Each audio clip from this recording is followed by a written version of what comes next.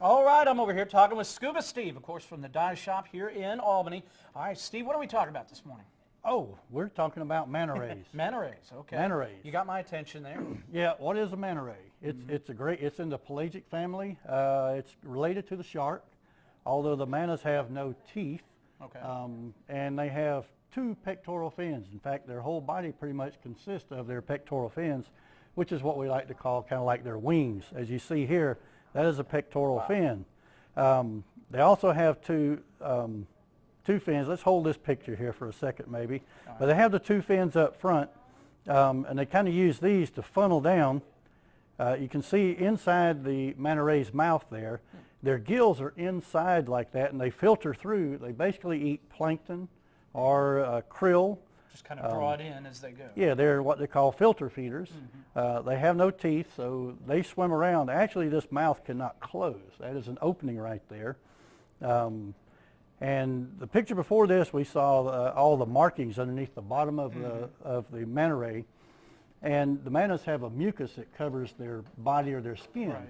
And if we humans touch a manta, it'll actually brush off that mucus, and it will leave some sort of a scarring, or it may cause them to get an infection, as you can see here.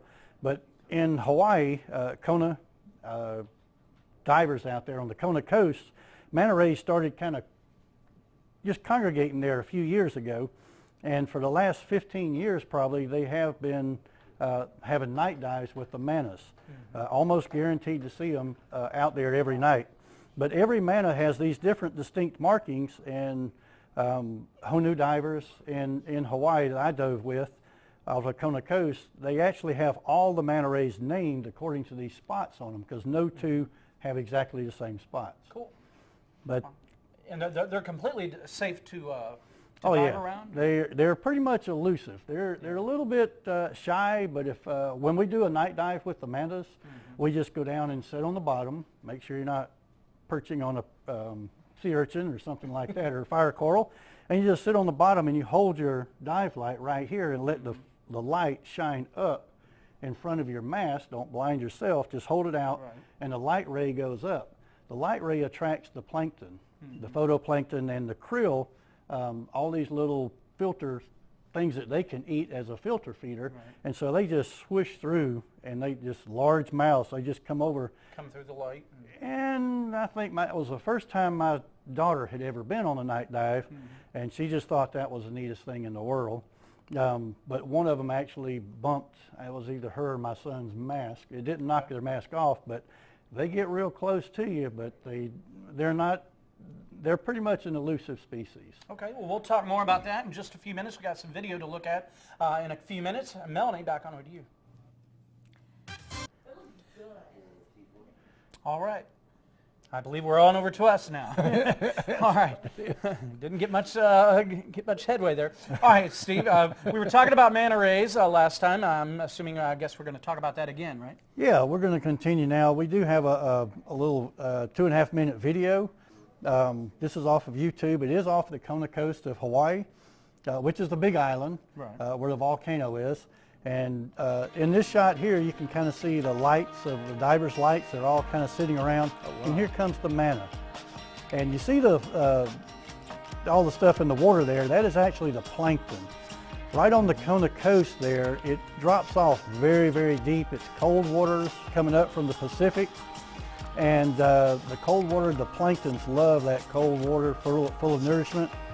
And you can see the markings on the manta ray there. They are all in the eagle ray family. The manta has no teeth. The tail on it does not have a barb. It has no way of really defending itself except for fleeing. And this manta right here looks to be around 14 to 16 foot wide. They can get up to 24 foot wide. They're very graceful in the water. They just glide. It's just like you're watching a ballerina dance. They're just so graceful.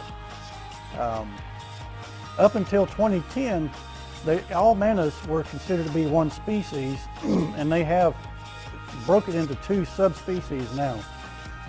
One species, which is basically one that will remain in its domain and does not roam very far, and the other species which typically travels throughout the world's oceans.